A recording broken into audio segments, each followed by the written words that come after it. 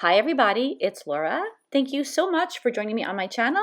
Today I have a layout that I made using the June My Creative Scrapbook limited edition kit. For this layout, I'm going to use hexagons on my page. I use hexagons all the time because I think that when I use them, the pages come together really easily, and I love the look of them. So I'm going to be using slightly larger hexagons than I sometimes use. When I use smaller hexagons on my pages, I use my Fisker's punches, but when I want to have really large hexagons, I'll use the larger dies that I have in my stash, like the one that I'm using right here. I started the layout off by selecting two different pattern papers from the kit. The one with the tan background that's on my mat right now, that's going to be the background of the layout. And then I'm cutting apart another sheet of pattern paper. I am cutting out some of the images. You can see the flowers on the upper left-hand corner. And then I'm also using parts of the page to cut out my hexagons. I got a lot of use out of this pattern paper because, as I said, the images were on one side, but there was a really pretty dotted pattern on the other side, and that was perfect to use for the hexagon shapes. I always like to cut out the images that I want first because I don't want to accidentally cut through the images when I'm trying to cut things from the other side, if that makes sense. So first I cut out all the flowers and the butterflies that I wanted to save, and then I looked at what was left of the paper, and then I used those pieces to make my hexagons.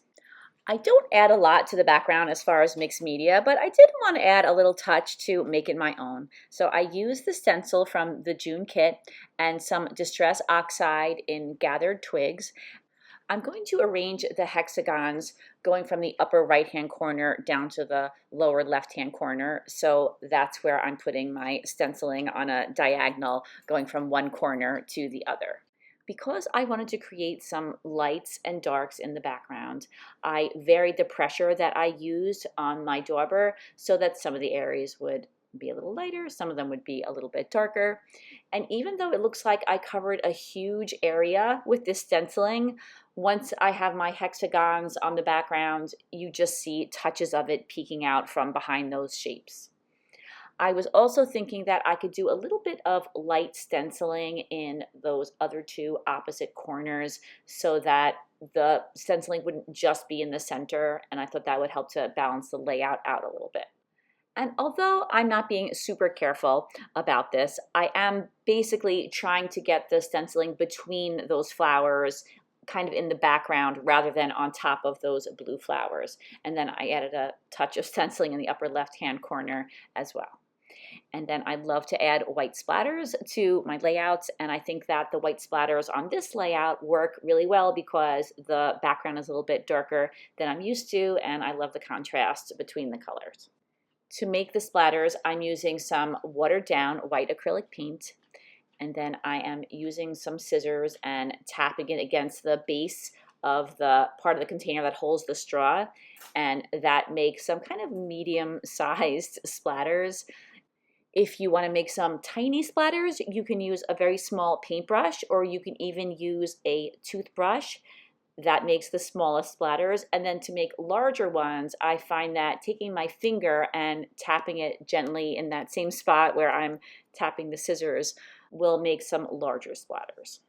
I noticed that on the background there were some touches of black, especially on the butterfly's wings, so I thought I would add a couple of splatters of black. I usually try to add those a little bit more conservatively than I add the white splatters when I add them, just because I don't want to overdo it, and black can be a little overwhelming if you add too many splatters of black.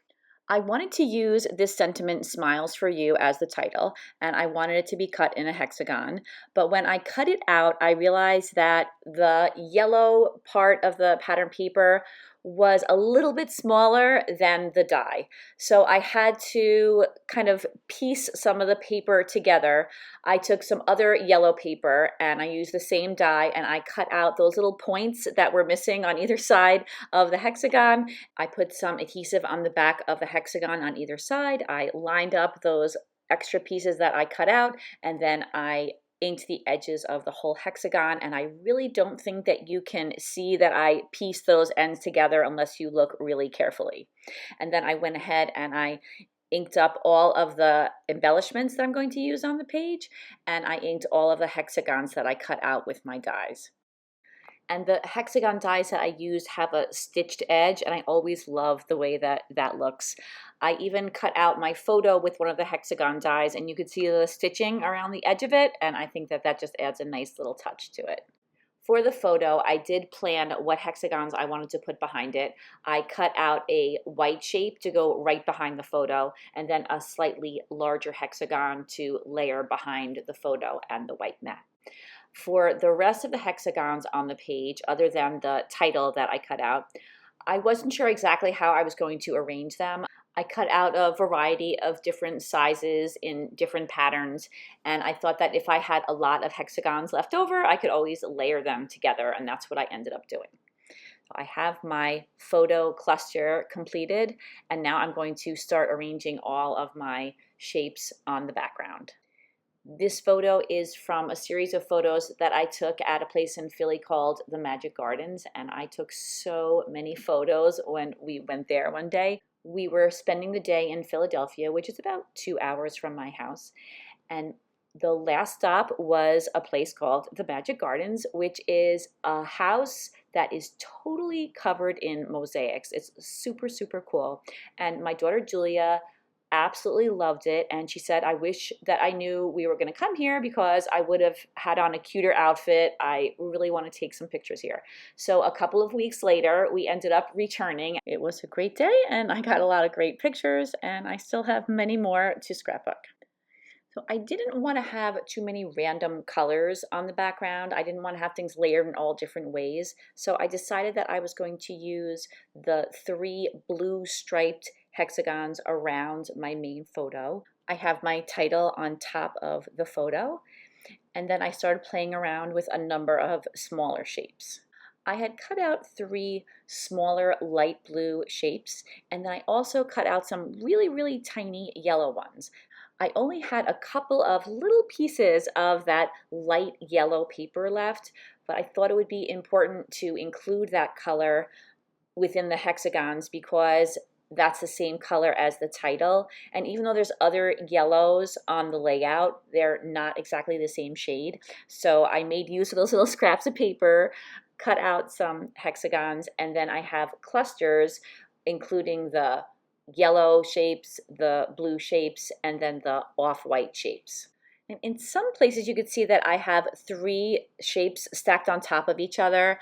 I end up removing one of those layers though. I just felt that it looked like a little bit of overkill, a little bit too much. So I ended up editing that and just having no more than 2 layers of hexagons stacked on top of each other. Now that I have the hexagons where I like them, I am adding in some other embellishments. I have some flowers, some butterflies, and I'm also going to be bringing in some sentiments.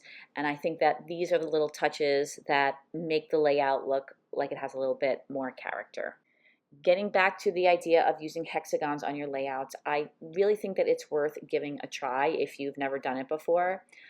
Hexagons seem to work really well, whether you're making a diagonal out of them or you're making a straight line across your page with them, or you're just decorating the background. Sometimes you can do that if you punch out a whole bunch of the same size but smaller hexagons. I just find that there are so many options for using them. And oftentimes when I'm struggling with coming up with a composition, I will take some scraps of the paper that I'm working with and I will cut out some hexagons and try to fit them together on a background.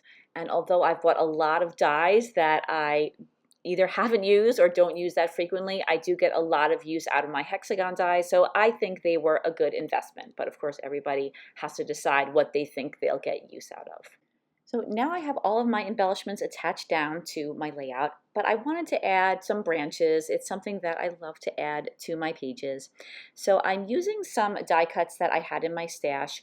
I usually save all of the die cuts that I have from projects that I don't use, and so I pulled out a couple of different styles here, and I'm inking them with some of my Distress Oxides. I started off by adding some mowed lawn to each of the die cuts. I cover the whole area of each die cut with mowed lawn. And then I was looking at the colors that are on the pattern paper that's in my background, and I noticed that the leaves were a little bit darker than the mowed lawn. So I went back and I added some rustic wilderness and some pine needles to each of the branches too. And I think that the darker color goes along a little bit better with what's already on the page.